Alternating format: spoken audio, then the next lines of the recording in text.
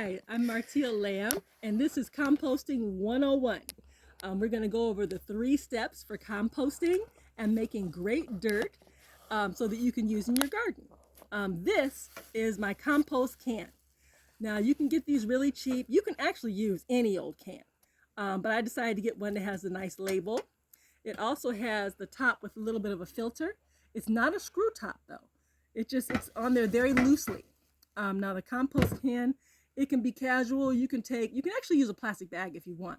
I prefer something with a little bit of structure, but that's up to you. I go with a bag on the inside just to make it easy for me. There are some people that recommend that you don't have a bag inside your compost pile, that you just put the scraps in there just naked, and that's okay. I do it to make it easy because I have a little wet, I have a little wet stuff. When I do my oatmeal, leftover oatmeal or whatever, I'll put it in there, and I don't want it to make the inside of the can wet.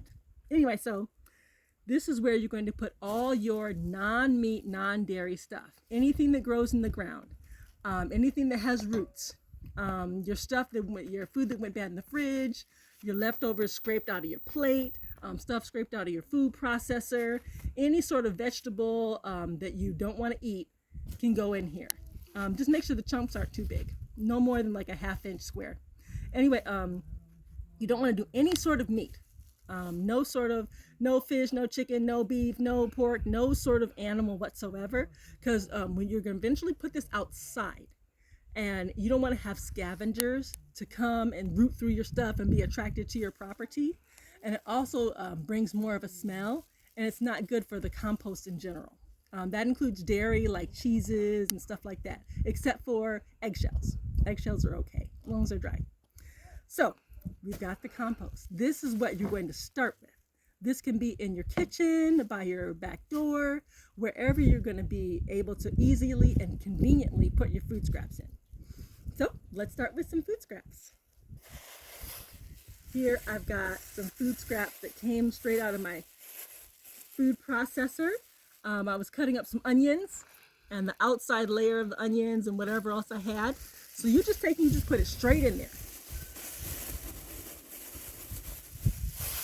No problem. That's what it's meant for. If it's, disgusting and gross, put it in there. If it comes off your plate and you don't want to eat it, put it in there. I've also got some other stuff that's a little bit more moist. So I'm going to stick in there some of my burnt oatmeal. I stuck it in there. So once you have your food scraps in there, a lot of people are concerned about flies and fruit flies and what have you, and the smell. So this is where your handy dandy coffee grounds come in. Coffee grounds are also a nitrogen base. They grow off the ground, so they're considered green for compost purposes. So you take this, and you can just, in your kitchen, have this. I got this free from Starbucks. And just put a little bit of coffee grounds on top. Coffee grounds discourage flies and pests. They're also a nitrogen, and they give you a pretty decent smell if you're okay with, a little bit of coffee smell, so that you won't have to worry about stuff like that. So we've got a nice little green nitrogen cooking here. You're just going to wait till it fills up, until you feel like going out. And then guess what we're going to do? We're going to take it outdoors. You ready to go? All right. We're going to take it over here. Here's a little mess. It is horrible.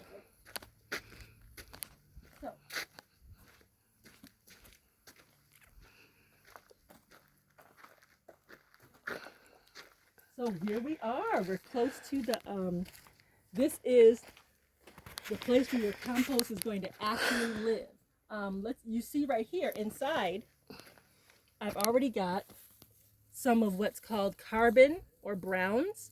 This is paper shredding, and you can take your shredded paper, newspaper, shredded cardboard, and you can put it in there. Anything that's paper that doesn't have a lot of color, you don't want a lot of dyes, but this is going to be the layering. You're going to have greens, which is your nitrogen, which is your stuff that grows out the ground, your food and stuff, and coffee grounds.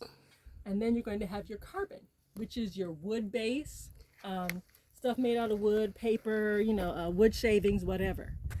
And it's going to be in the initial 2/3 green to 1/3 brown. And you can go a little bit one way or the other. So you're going to have a layer, 2/3 layer of green or this good stuff right here. And then you're going to have one layer of the brown, of the paper or the wood type. So right now you can see because there's a paper here or the brown, there's no flies, there's no drama, and that's always a good idea to end with a brown, to end with your paper type stuff or your wood shavings. And you're just going to come and toss it out here. Now, some people again are concerned with flies and what have you, and smell. So you can always, because coffee grounds are a green, because they're considered a nitrogen base, coffee beans grow out of the ground, you can take and you can put the nitrogen type right on top, and that's going to deal with your smell, and it's going to discourage the flies and little critters that come around. You do have to have a certain size. You can't keep it this size the whole time. This will never compost into real dirt because it's not large enough to get you the temperatures that you need. You need you should really at least have 2 feet by 3 feet. And then you just do your layering. You're going to do 2/3 of the greens, of the stuff that grows out of the ground, 1/3 of the paper type, the carbon. And you always want to leave carbon on top so that you will have less problem with, critters and smells or what have you. That's what people really complain about the most, is the flies and blah, blah, blah. That's why we leave it with the paper. So if you have any questions, please feel free to comment on my YouTube channel, and have a blessed day.